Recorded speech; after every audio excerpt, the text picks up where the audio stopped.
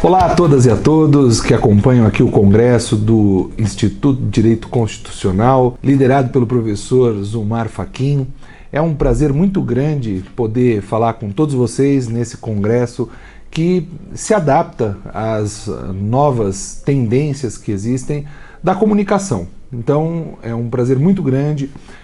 Permita-me apresentar, meu nome é Álvaro de Azevedo Gonzaga, eu sou professor aqui da PUC São Paulo, da Pontifícia Universidade Católica de São Paulo. Inclusive gravo aqui essa fala dentro do escritório modelo da faculdade, conversando um pouco com vocês a respeito dos paradoxos que existem do constitucionalismo no século XXI.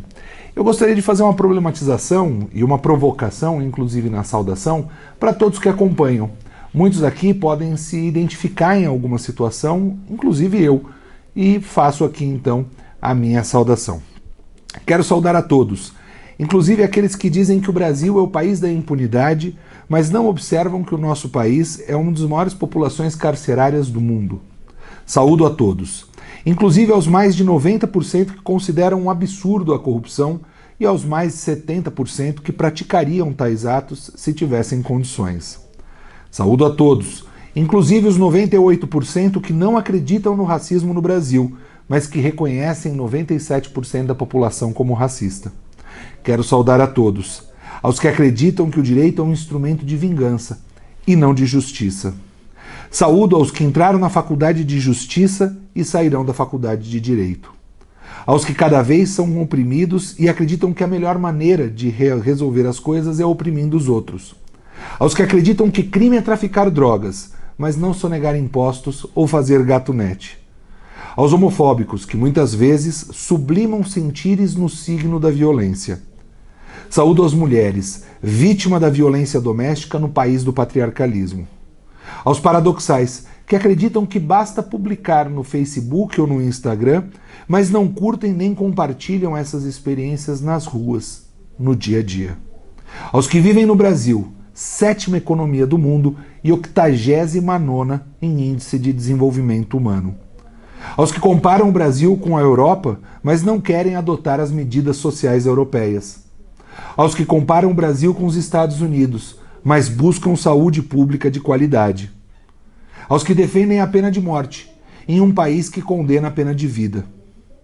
Aos que acham que o Brasil tem um judiciário lento, afirmo que a média de julgamento de juízes brasileiros perde apenas para a Suíça e para a Dinamarca. Aos empregadores, que buscam flexibilizar as leis trabalhistas e recuperar seus escravos de outrora. Aos jovens negros, entre 16 e 28 anos, que têm 5 vezes mais chances de serem mortos ou presos que os brancos, que clamam por pena de morte e redução da maioridade da pena que jamais lhe afetará. Aos que acham que a corrupção é de mais de 50% no Brasil, informo que é de 2,3% do PIB. Isso segundo a Fiesp. Aos que acreditam num direito universal, impondo suas culturas, e que não admitem ter suas culturas impostas por pressupostos universais. Aos alunos que são pró-unistas e acreditam que a questão econômica dá superioridade ou não a eles na faculdade. Aos que não são pró-unistas, devo dizer que muitas vezes os alunos pró-unistas, na questão intelectual, devem ser colocados acima daqueles.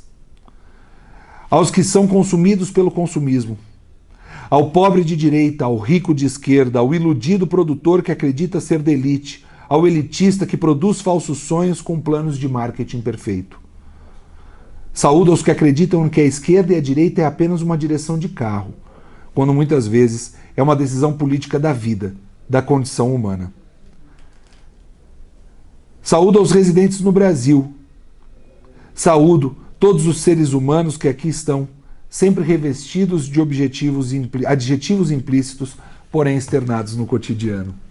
Faço aqui uma problematização, uma provocação, para que nós possamos iniciar esse nosso debate, o debate do paradoxo.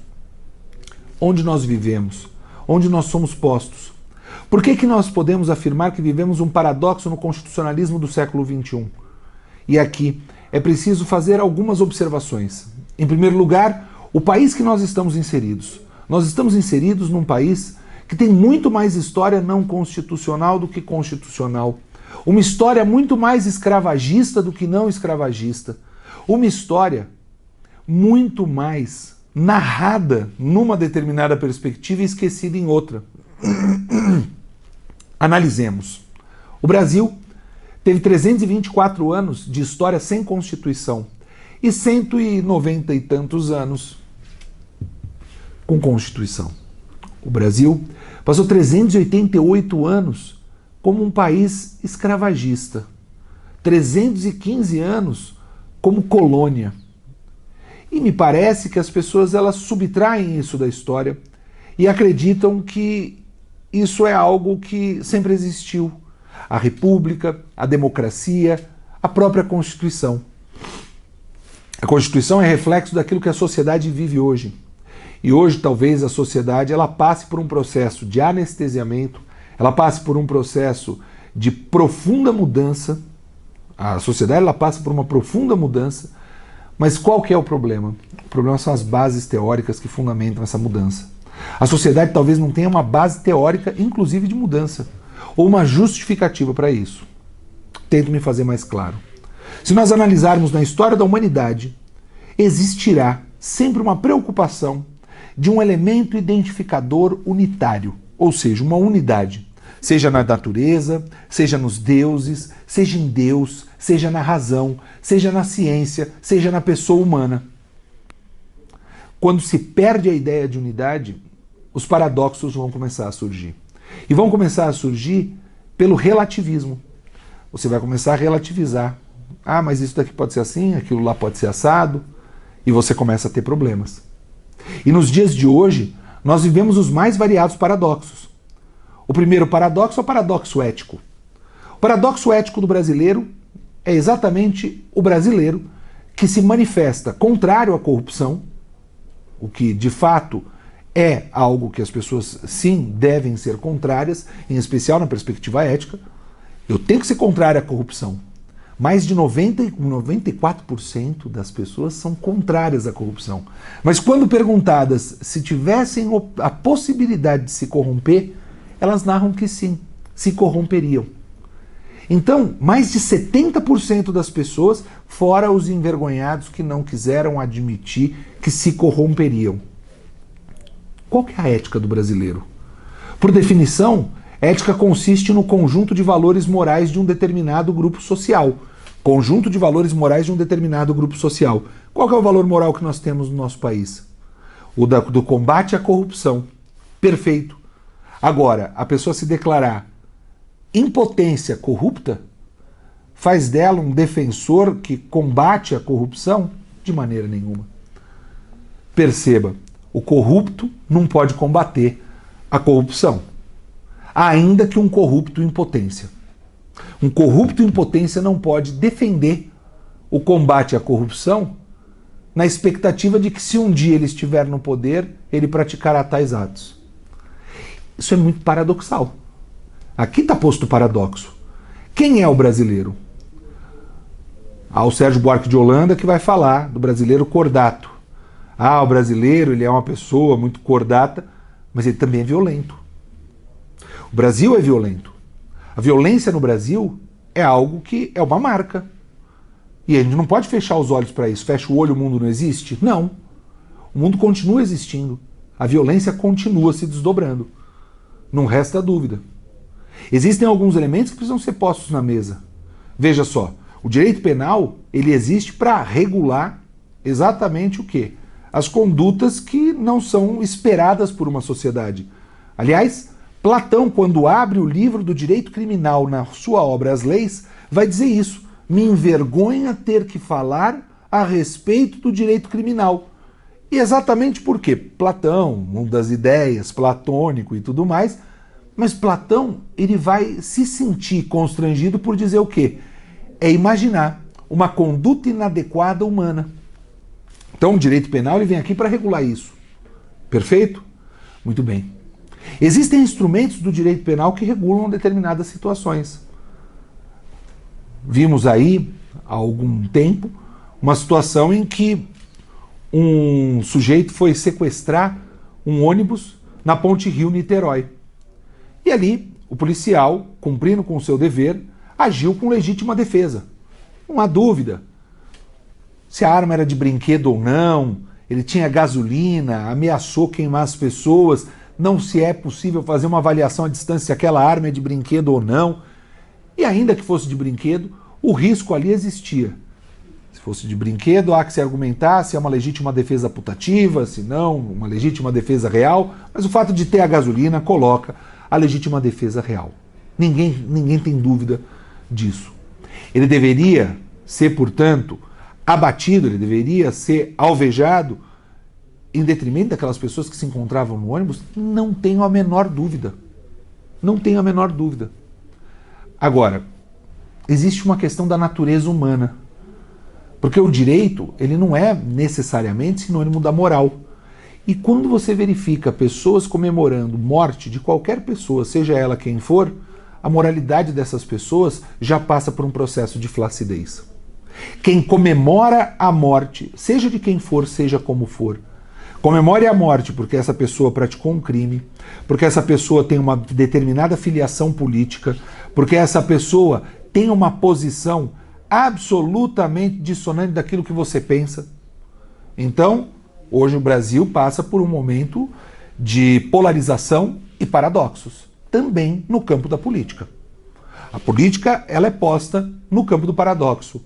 Nós temos duas formas básicas de leitura do como se posicionar no cenário jurídico brasileiro. Mas isso não dá o direito de que você torça, por exemplo, estando de um lado contra o outro ou estando de outro contra um. Isso não é o que se espera dentro do campo da própria moralidade. Ou se você torce, lamento em dizer, o direito realmente precisa existir para você. E o direito precisa existir para quê? Precisa existir para tolher essa moralidade flácida que você tem. Há pessoas que comemoram, há pessoas que festejam, e é muito perigoso. É muito perigoso. Nós passamos a era dos paradoxos. A era dos paradoxos em que, no exato momento que nós estamos, a ciência começa a ser posta em xeque por determinadas pessoas. E veja, mesmo dentro dos radicalismos, até pessoas que estão dentro de um determinado grupo percebem o radicalismo interno no seu próprio grupo, o que as desloca mais ao centro, até de uma racionalidade, nesse campo gravitacional. A exemplo, afirmar determinadas questões que a ciência já dá por absolutamente superada, ou questionar dados científicos. E a nós do direito, a grande importância de trabalharmos com o quê? Com a ciência. A ciência é nossa aliada. A ciência deve estar do nosso lado. A ciência não é uma vilã e nós não devemos usar a ciência contrária a nós. Aqueles que estudam direito devem defender o direito. E existem pessoas que falam que o direito é o campo do mimimi.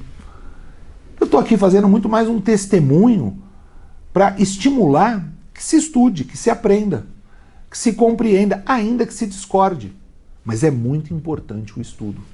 O estudo no direito se faz absolutamente importante. E nós passamos por esse momento também do espelho d'água de conhecimento sem aprofundamento. A você que nos acompanha e é um estudante, porque todos nós somos estudantes, todos que falam com vocês nesse congresso são estudantes. O que muda é a condição e talvez o nível de estudo que essas pessoas já tenham atingido e como elas se atualizam. Isso pode ser. Isso é fato, isso é verdade. Mas nós não podemos fechar os olhos para a necessidade do estudo. Como nós somos postos em paradoxos dentro desta sociedade que é apresentada. Se você pegar a definição da Constituição do Ferdinand de Lassalle, o Lassalle vai dizer o quê? Vai dizer que se a Constituição não for condizente com a realidade, ela é um amontoado de papel. E nossa Constituição, ela é um amontoado de papel? Não. Entendo que não. Não vejo esse paradoxo. Eu vejo um paradoxo entre o texto constitucional e a realidade brasileira. Mas a Carta Constitucional, a Carta Política ou a Constituição Federal, e aí eu digo como Carta Política, não como um paradoxo, mas sim como uma declaração política do que se espera no Brasil. O Brasil, ele tem uma declaração política que é a nossa Constituição. E nós não podemos colocar em dúvida, nós não podemos colocar em xeque, para além da Constituição, os estudos científicos. Estudar realmente é muito importante. Não podemos questionar aquilo que é dado por institutos sérios de pesquisa. E aqui, o apelo com relação à pesquisa no Brasil, ela se faz absolutamente importante. CNPq, o Conselho Nacional de Pesquisa, foi criado na década de 50 do século passado. E a pesquisa brasileira vai bem, muito bem. Com relação a agro, o agro é muito importante, as pesquisas. A medicina avança a passos largos no Brasil. Ah, mas eu prefiro importar a medicina do mundo. De maneira alguma. Existem condições climáticas, existem condições da terra, existem condições que são próprias do Brasil. Nós temos o quê? Nós temos uma floresta dentro do Brasil, que é a floresta amazônica, com uma biodiversidade que não existe no mundo.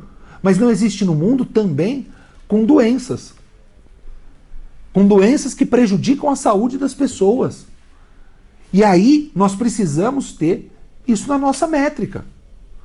Nós precisamos compreender que a pesquisa no Brasil é extremamente importante.